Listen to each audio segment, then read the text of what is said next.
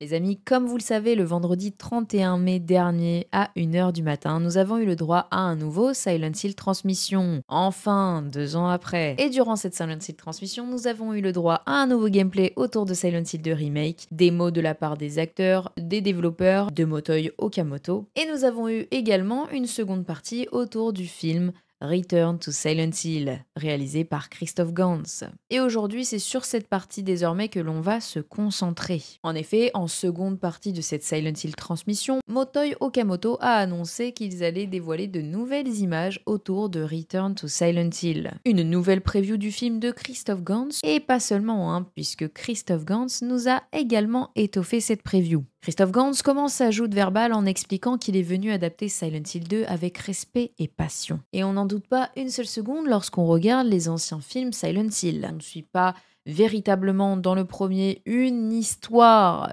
que l'on a déjà vue dans les jeux vidéo, bien qu'il y ait une trame de lore très bien respectée. Eh bien, on va se mettre d'accord, c'est l'une des meilleures adaptations cinématographiques tirées de jeux vidéo. Eh oui, je n'ai pas peur de le dire. L'univers a été reproduit extrêmement fidèlement. Bravo, Christophe Gans. Alors moi, quand j'ai su que c'était également Christophe Gans qui allait s'occuper de Return to Silent Hill, qui est un film qui tourne autour de Silent Hill 2, je me suis dit bingo, et j'ai hâte. J'ai extrêmement hâte de découvrir ce film. D'ailleurs, dites-moi en commentaire si vous aussi, vous avez hâte de le découvrir. Pour Christophe Gans, ce Return to Silent Hill est un acte passionnel. Il considère que les 4 premiers jeux Silent Hill sont des chefs-d'œuvre. Et on ne peut qu'être d'accord avec lui. Si ces mots sortent de sa bouche, on comprend alors qu'il a tout compris de l'œuvre de Silent Hill. Et que c'est un vrai passionné de la licence lorsqu'elle était encore sous la joute de la Team Silent.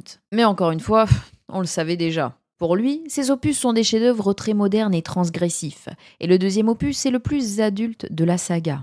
C'est l'histoire de James Sunderland, il a perdu sa bien-aimée, et il décide de revenir à Silent Hill pour la retrouver. Il réalise alors que la ville a changé. La ville est devenue une sorte d'enfer, son propre enfer personnel, et il va devoir traverser tous les cycles de l'enfer pour retrouver sa femme, et trouver aussi, en quelque sorte, la vérité à propos de lui-même. Ce film ajoute un niveau émotionnel à l'horreur, et certainement grâce à cela, l'horreur est encore plus perturbante, encore plus troublante, dit-il. Je considère que le premier film était comme un voyage épique dans l'horreur, et celui-ci est davantage comme une plongée en profondeur dans l'horreur psychologique. Dans le premier film, la production autour du design de la ville de Silent Hill était le point central. Christophe Gans dit alors « Toute mon énergie était drivée là-dedans ». Dans ce film, j'ai eu la grande surprise de réaliser que les gens de l'équipe technique, qui allaient aider à la réalisation, mais aussi dans les postes du maquillage, des costumes et dans chaque poste travaillant autour du film, étaient très jeunes.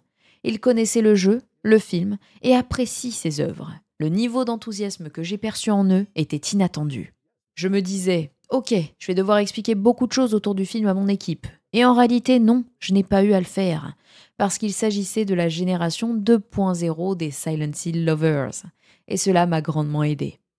Et je pense que le level design de ce film est placé à un haut niveau, car cela a été fait par des gens qui connaissaient le film et le jeu.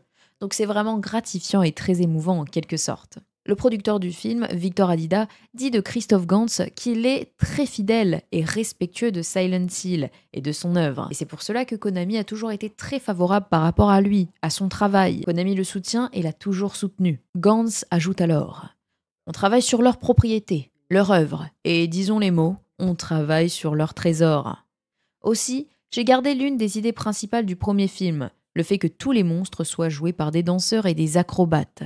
Si le premier film n'a pas mal vieilli, c'est grâce aux monstres qui ont été joués par des danseurs, face aux acteurs sur le set, et non via des effets spéciaux. Donc tous les monstres dans le film sont joués par de véritables personnes, avec un don physique.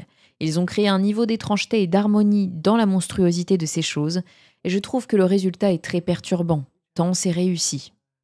Gans a eu également quelques mots concernant Akira Yamaoka, le compositeur. Akira Yamaoka n'est pas simplement le compositeur des 4 premiers Silent Hill de la franchise. Il est aussi producteur et directeur des jeux. Donc Akira Yamaoka, via sa musique, a donné au jeu beaucoup plus que l'ambiance et la bande sonore. Il a donné une âme au jeu. J'ai une grande connaissance en matière de soundtrack, mais je ne connais aucune autre musique qui pourrait être comme celle de Silent Hill. C'est irremplaçable. Akira Yamaoka a travaillé sur le film et c'est très important pour moi parce que je travaille sur sa création. Je n'oublierai jamais ça.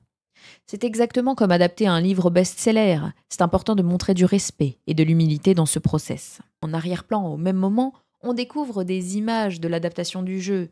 On découvre des images de ce prochain film, quelques images backstage du set également, et des images du jeu originel qui s'y entremêlent. On découvre notamment l'acteur qui jouera le rôle de James Sunderland, qui ne correspond pas, je trouve personnellement, à l'image que j'ai de James Sunderland. Je préfère notamment l'acteur dont ils ont fait appel pour le Silent Hill 2 remake, Luke Roberts, et de très très loin. Il est brun aux cheveux longs là, James, c'est bizarre, vous trouvez pas? Néanmoins, toute l'ambiance, les décors de la ville de Silent Hill, de ce qu'on aperçoit, ont été représentés à la perfection, de ce qu'on peut observer ici. L'œuvre a l'air extrêmement fidèle, comparée par les fans à un fan-film. Attention, un fan-film gros budget, bien évidemment. Voilà pour les infos concernant Return to Silent Hill, les amis. D'ailleurs, le lendemain a été posté sur les réseaux sociaux de Konami le nouveau trailer du film dans son entièreté. À la fin de cette Silent Hill transmission, on a eu quelques mots également sur le nouveau merch, les nouveaux drops. Motoyo Kamoto a repris la parole pour l'introduire. On a un nouveau Nendoroid Red Pyramid Thing, une statue de Mira dans son bureau illustrant la dog ending de Silent Hill 2,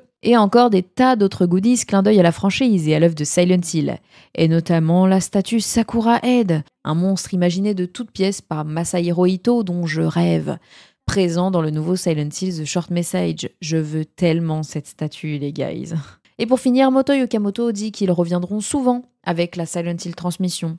Il l'envisage comme une sorte de programme, d'émission, afin de continuer à partager avec nous les news autour de Silent Hill, la Silent Hill Series. Vivement la prochaine, et j'espère cette fois que l'on n'attendra pas encore 2 ans pour la prochaine Silent Hill transmission. Donc les amis, qu'avez-vous pensé de ces nouvelles images autour de Return to Silent Hill? Un peu trop fan-film selon vous? J'attends votre avis en commentaire. N'hésitez pas également à me dire en commentaire ce que vous avez pensé de cette Silent Hill transmission. Je vous laisse et je vous dis à très très vite par ici.